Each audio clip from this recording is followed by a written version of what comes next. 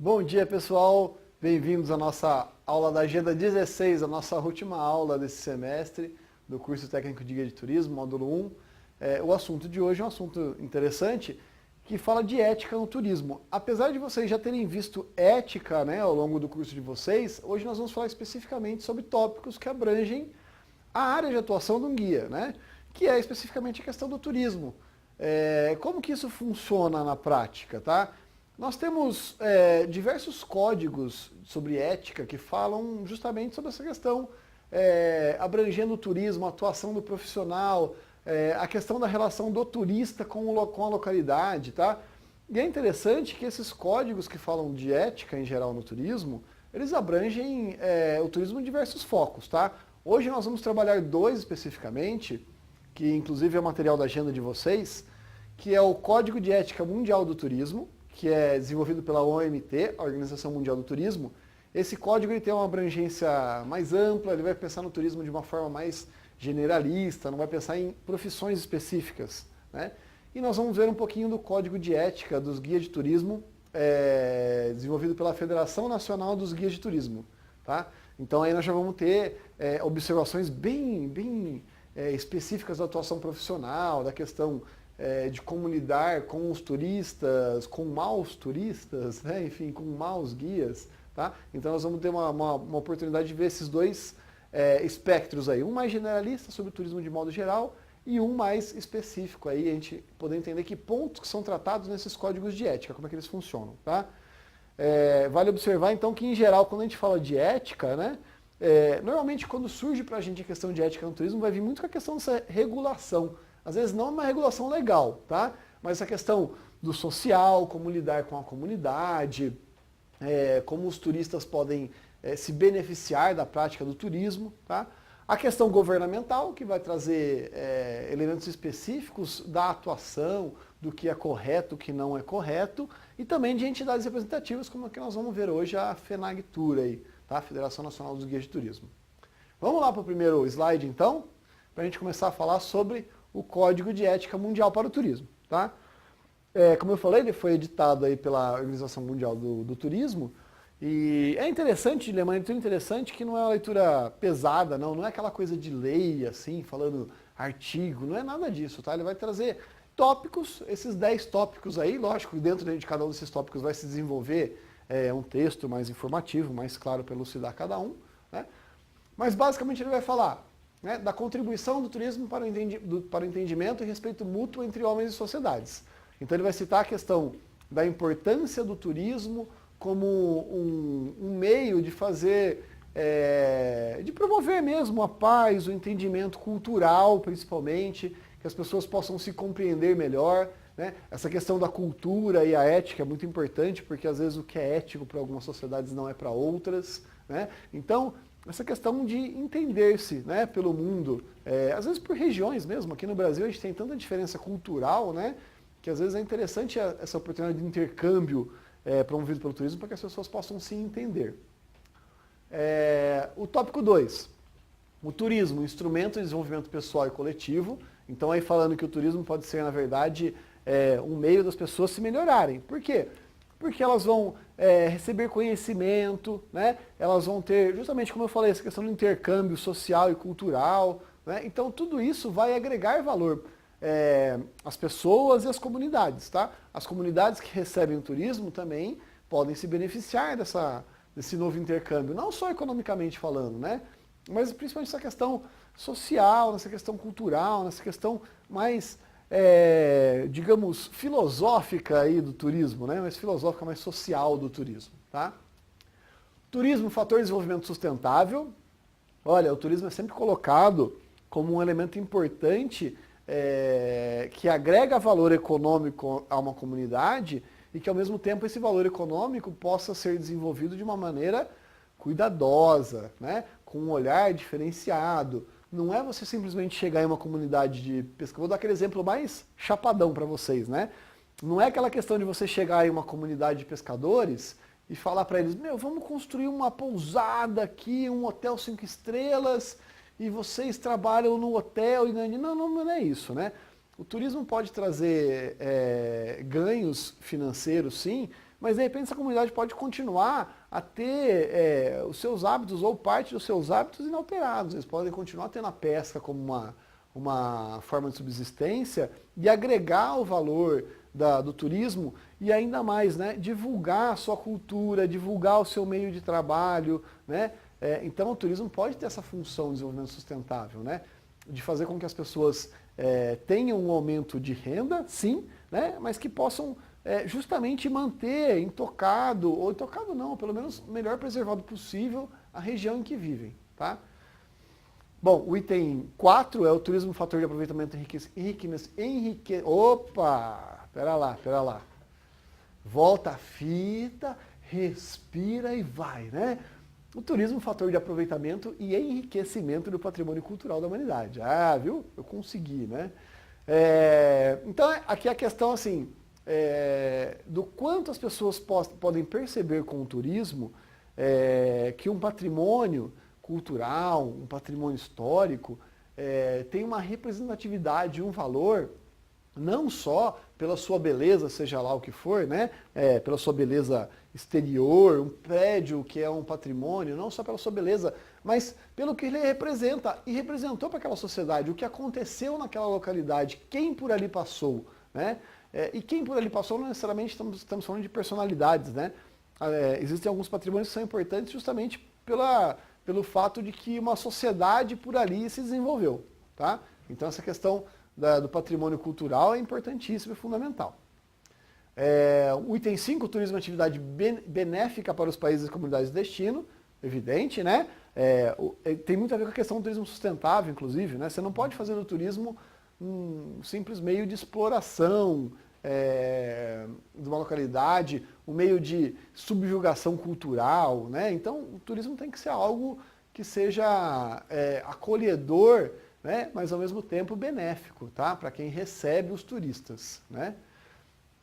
Obrigações dos agentes de desenvolvimento turístico, olha só que importante, ele não vai, lógico, nomear essas obrigações, não vai falar, o proprietário de um meio de hospedagem tem que fazer tal ação. Não, mas ele vai falar que quem promove o turismo economicamente, em termos de infraestrutura e tudo mais, e olha a importância que aí podemos pensar no guia de turismo nessa função, né? Que tem a sua responsabilidade com relação ao local aonde os turistas chegam, né? Quando você leva um grupo de turistas a uma localidade, você é responsável por manter aquela localidade, por distribuir a renda que está sendo levada lá, mas também que isso seja feito de uma maneira respeitosa, de uma maneira qualificada, tá? O direito ao turismo, interessante esse item, ele vai falar que as pessoas, a comunidade, a sociedade e os governos devem promover maneiras para que as pessoas possam participar do turismo, possam ser turistas, tá? Que possam existir programas que ofereçam a oportunidade às pessoas de viajarem, tá? A liberdade de deslocamento turístico, isso tem a ver com a questão diplomática, né? Solicitando aí no Código de Ética que os países desenrolem ao máximo possível os trâmites burocráticos quando se trata de turismo, né? Que as pessoas possam viajar e atravessar fronteiras sem muitos dramas diplomáticos, né? Direito dos trabalhadores e empresários do setor turístico, olha, também, né? A questão de quem trabalha e quem promove o turismo economicamente também tem que ser respeitado, também não pode ser explorado, né? A gente sabe que tem muitos locais aí que o pessoal faz, inclusive, de uma maneira bem antiética, porque você fura a lei, a questão do pessoal que faz, às vezes, guiamento, só que assim, faz guiamento ganhando miséria, tá? Não tendo seu... Às vezes é uma pessoa que manja muito daquele trabalho, daquela localidade, e atende muito bem o turista, só que ele não teve a condição de ter uma formação, uma qualificação como guia, né? E talvez até por isso também ele desenvolve o seu trabalho sendo explorado, né? Então, olha só, isso é uma questão importante, a pessoa trabalha, mas não é valorizada de maneira adequada, né? Então isso é importante observar. E por último, a aplicação dos princípios de Código de Ética para o Turismo, Código de Ética Mundial para o Turismo, vai falar algumas sugestões de como se aplicar, como se desenvolver os itens passados anteriormente, tá? Pessoal, é um texto interessantíssimo, tá? Não é gigante, eu acho que vale uma leitura integral desse texto, tá? Dá um panorama bem interessante sobre essa questão do turismo em termos de ética, de um modo geral, assim, no mundo, tá? É lógico, tem os seus preceitos de utopia, de certa forma, mas que seja, né? A gente tem que buscar sempre o que é correto, né? Então ele dá um bom panorama disso, de como seria o ideal que trabalhássemos, né? Bom, e aí vamos lá para o próximo slide agora, né? Para a gente poder pensar agora essa questão do guia especificamente, tá?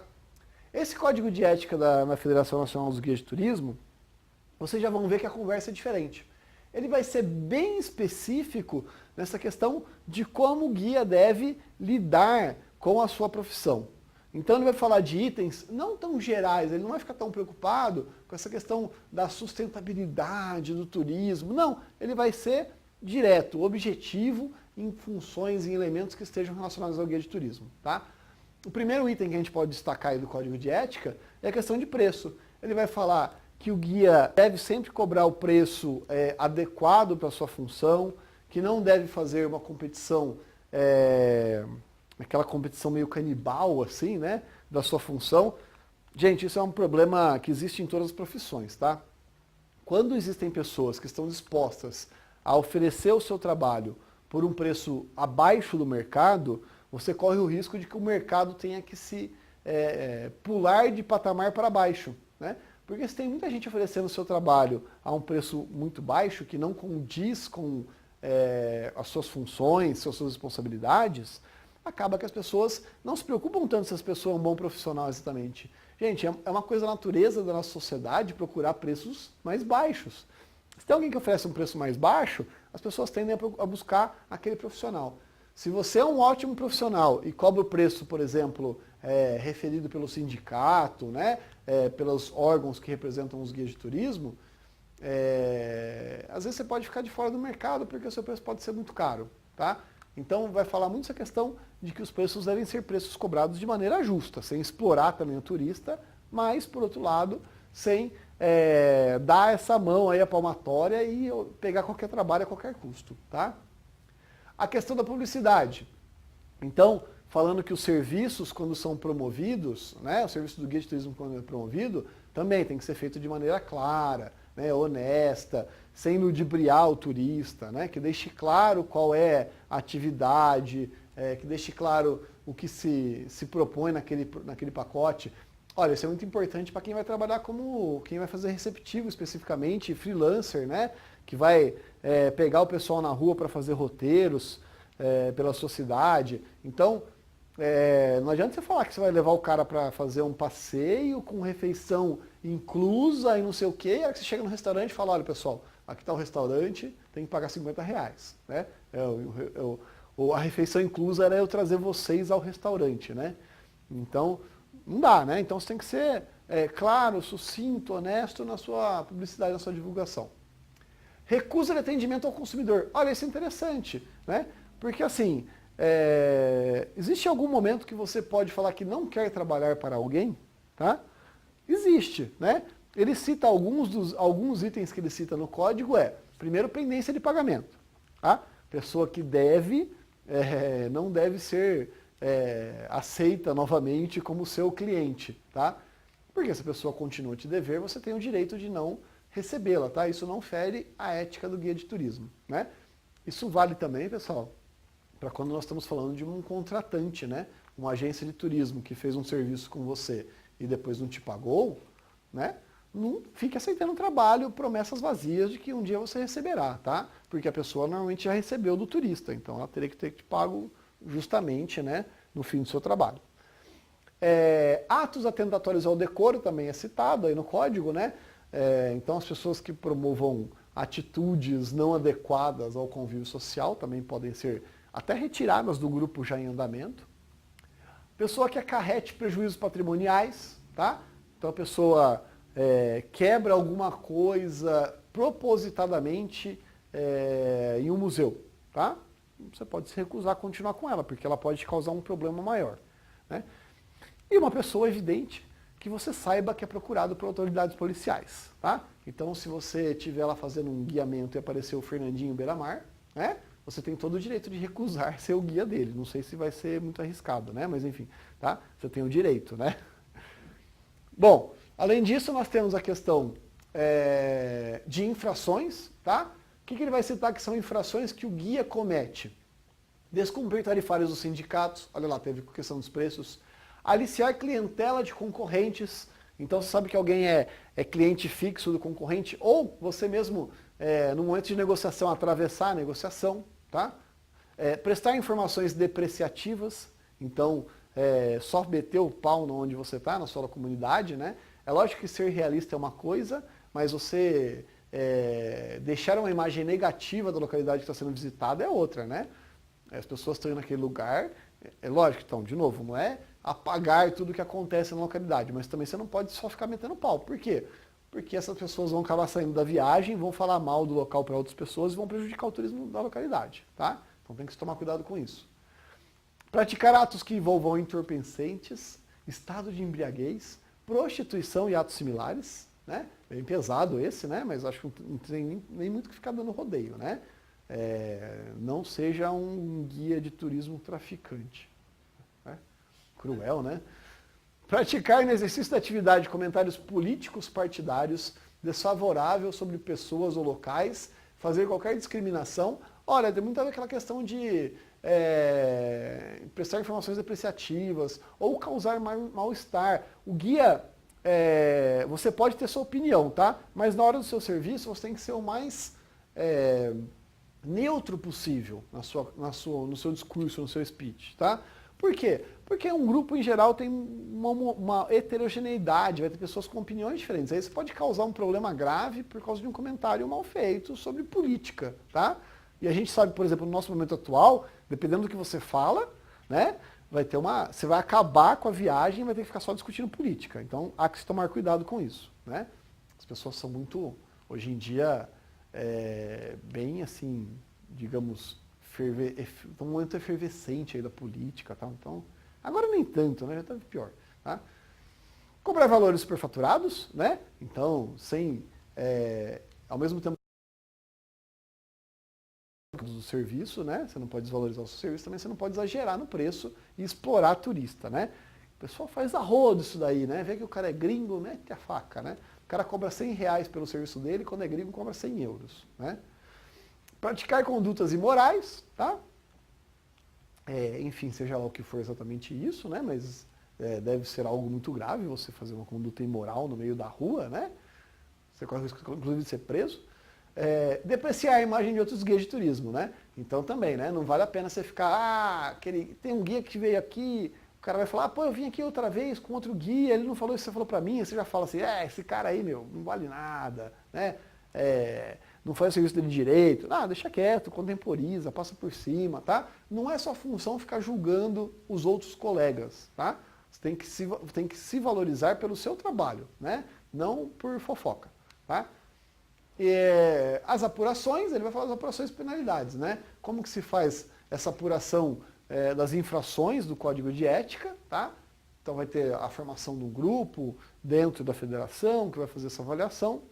E por fim, a penalidade que pode ser aplicada, que é a advertência, uma multa e até uma suspensão na sua credencial de 6 meses a 2 anos, dependendo da gravidade do que você fizer, tá?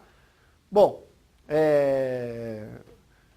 então veja só, nós trabalhamos aí com duas frentes, né, importantes e diferentes, né, uma falando sobre turismo de uma maneira geral e uma especificamente do guia.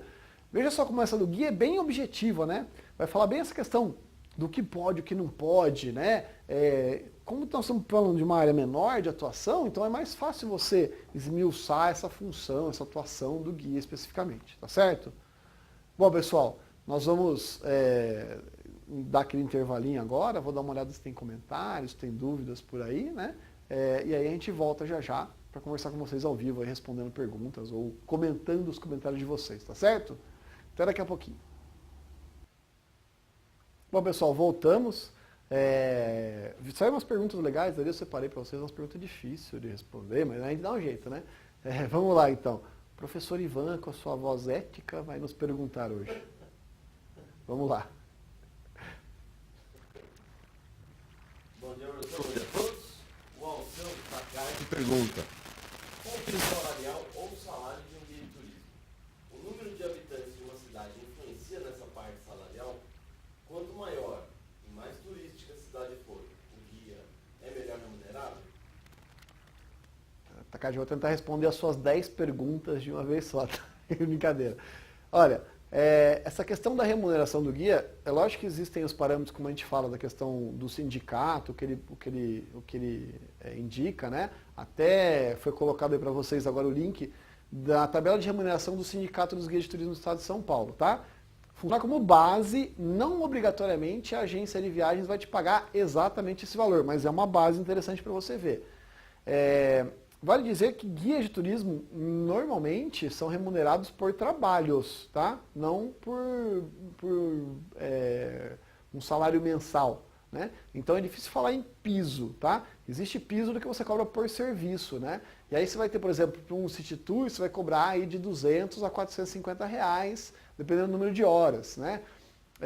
Viagens, você vai cobrar 300 reais a 300 e poucos reais por diária da viagem, né? Mas tem os custos de alimentação, lógico, né? Se for viagem internacional, aí tem um valor a mais que é cobrado em dólar, em geral a diária em dólar, tá? Então, você tem essas variações de preço, né?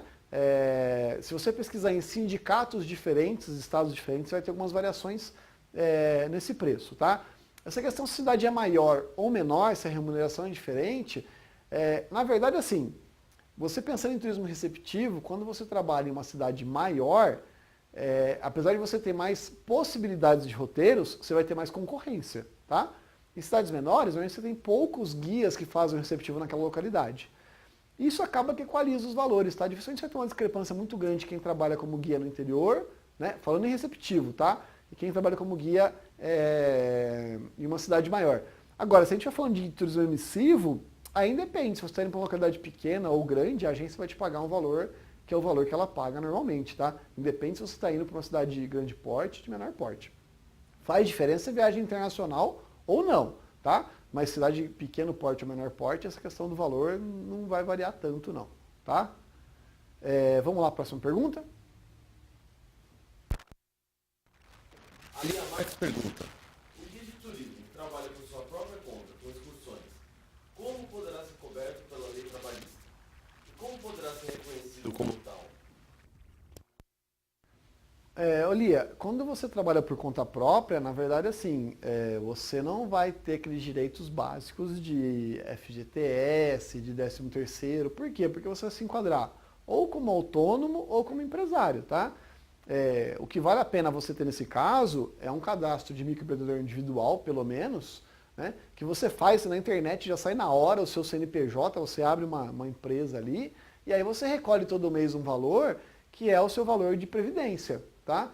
Então, se você tiver um problema de saúde, você tem um auxílio doença, você é coberto previdenciaramente pela contribuição que você faz mensal, tá? Como MEI, como microempreendedor individual, né? Agora sim, essa questão dos direitos de recolhimento de FGTS, do 13º, dificilmente você vai ter, tá? Gente, é a realidade do mercado. Dificilmente um guia de turismo é contratado registrado por uma agência, por uma operadora, tá? Normalmente é por serviços, então você vai ser pago ou como autônomo, né? Que aí tem o seu recolhimento também de previdenciário, mas não de FGTS 13º, ou você vai emitir nota fiscal, tá? Emitir nota fiscal em geral é mais vantajoso financeiramente. Você tem o seu cadastro de MEI, você emite o recibo do seu serviço para o contratante, em termos de contribuição, tanto de quem contrata como de quem é contratado, o valor é menor, tá? Então isso é vantagem. Agora, essa questão de ser reconhecido, eu não sei se entendi muito bem, tá? Você pode ser reconhecido profissionalmente falando, a profissão de guia de turismo é uma profissão legalmente reconhecida, tá? Então você pode abrir uma empresa como guia de turismo, e o fato da empresa ser reconhecida significa o quê? Que você tem algumas reservas de mercado, tá? Que nem sempre são cumpridas, questão de ética, né? Mas em geral, viagens com grupos de turistas organizados, tem que ter um guia de turismo acompanhando, não pode ser qualquer pessoa, tá? São algumas normas que falam a lei que regulamentou o trabalho como guia de turismo.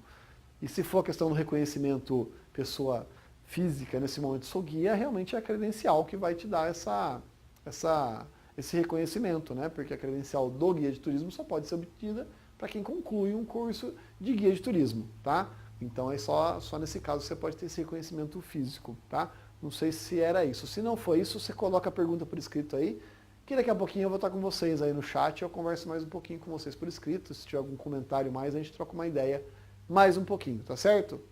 Bom, pessoal, nós vamos ficando por aqui. Estamos encerrando aqui nossa última videoaula. Espero que vocês tenham uma ótima semana de estudos aí. E em breve, deem aquela revisada geral aí, busquem informações, porque em breve está chegando a provinha de vocês aí para a conclusão do semestre, tá certo? Um abraço a todos. Até a próxima aula no semestre que vem, provavelmente, né? Até mais.